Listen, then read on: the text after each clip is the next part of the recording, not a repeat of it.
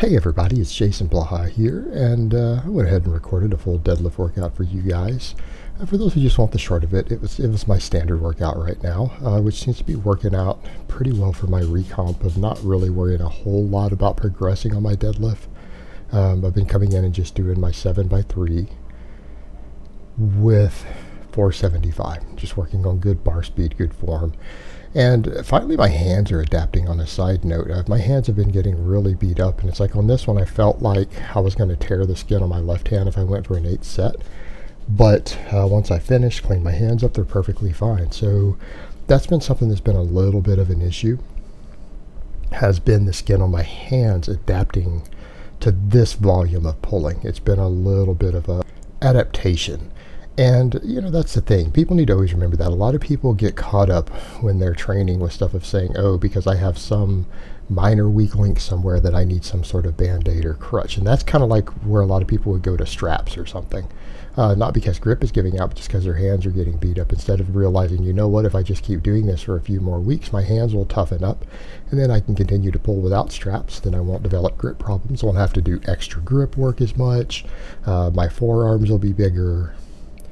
But, you know, a lot of people don't think that way. They don't sometimes think through the fact that sometimes your solution to whatever your limiting factor is to keep working until your body adapts. And it almost seems like a novel concept today.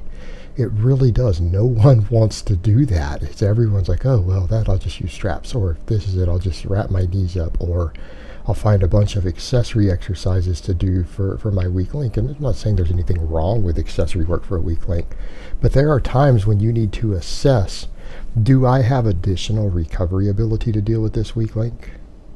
In that regard, is it going to take away from my specificity of training?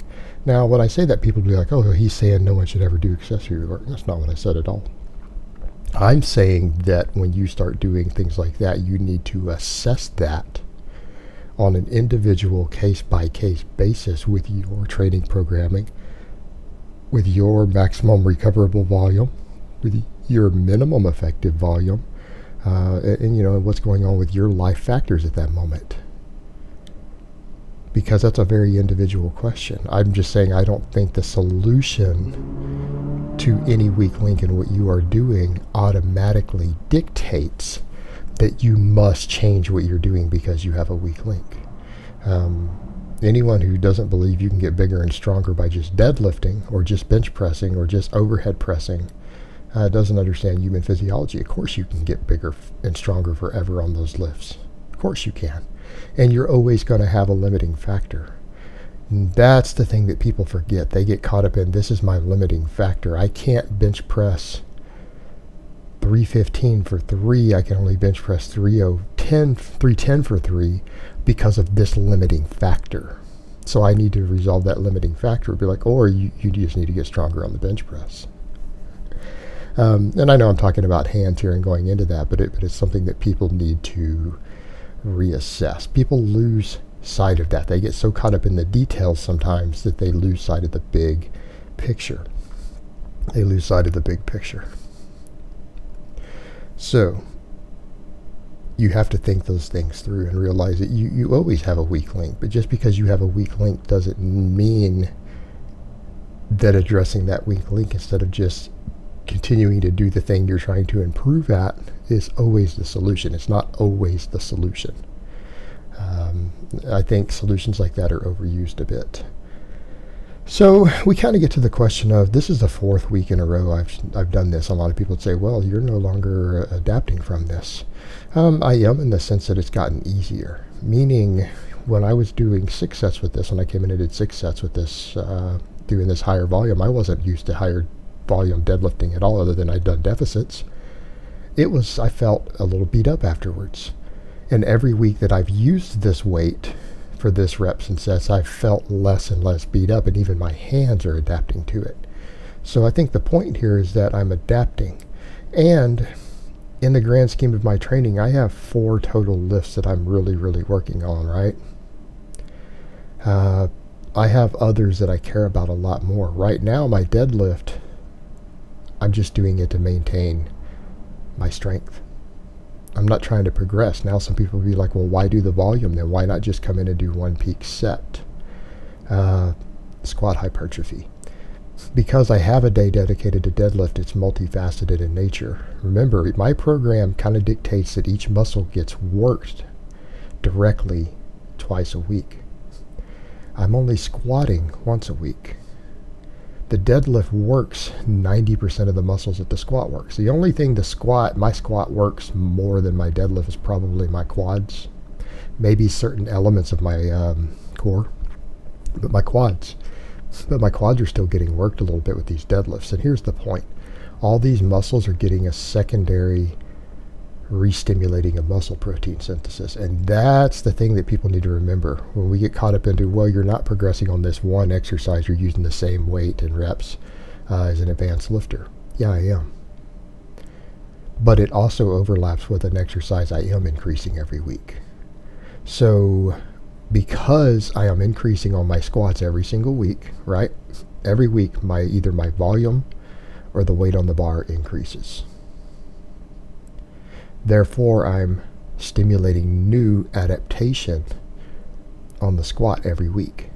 By doing the deadlift a few days later again, with enough volume, in this case, 21 heavy reps, not counting the warm-ups, 21 heavy reps, relative moderately heavy, is enough to re-stimulate muscle protein synthesis in my hamstrings, maybe my quads, my hips, my spinal erectors, thoracic erectors, lats.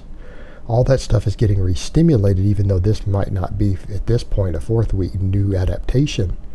I'm still re-stimulating tissue disruption in the same muscle groups I'm training on the squat. Therefore, it reinforces the growth from last week. And that's something we've talked about in the past too.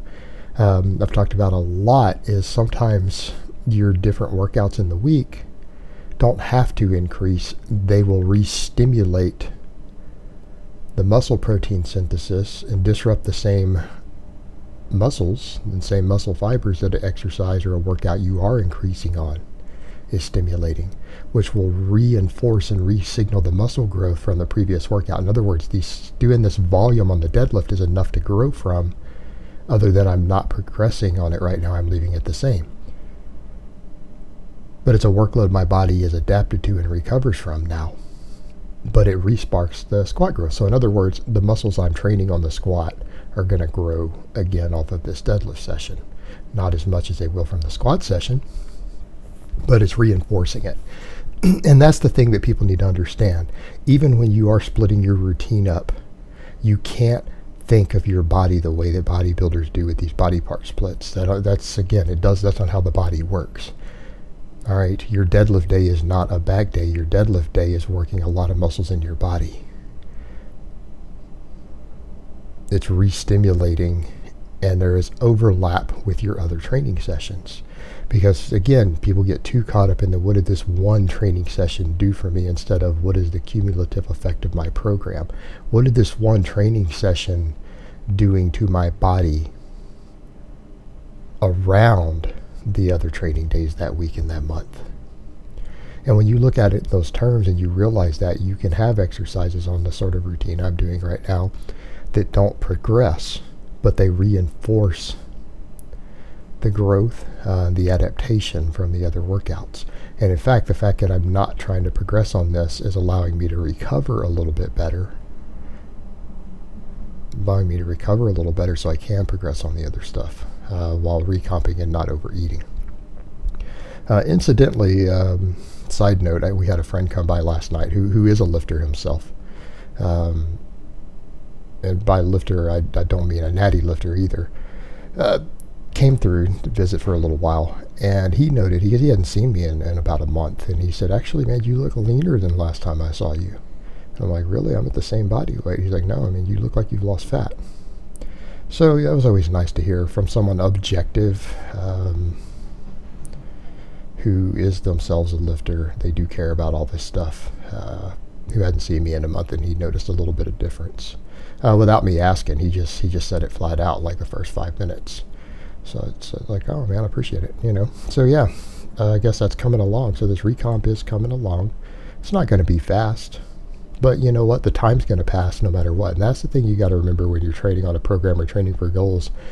even if the goals are going kind of slow, as long as they're moving forward, you need to understand time is going to pass anyways. In fact, time is going to pass faster than most of us would like it to. 10 years goes by a lot quicker than you think it will for you younger guys out there. It's not going to be as long as you think it is before you're 30, 35, 40. It'll sneak up on you. So if you're making progress, doesn't matter how slow it is, you're still making progress. The time's going to pass anyways. Alright guys, but that's really all I have to say on that today. I hope it's been informative, and I will talk to you guys next time.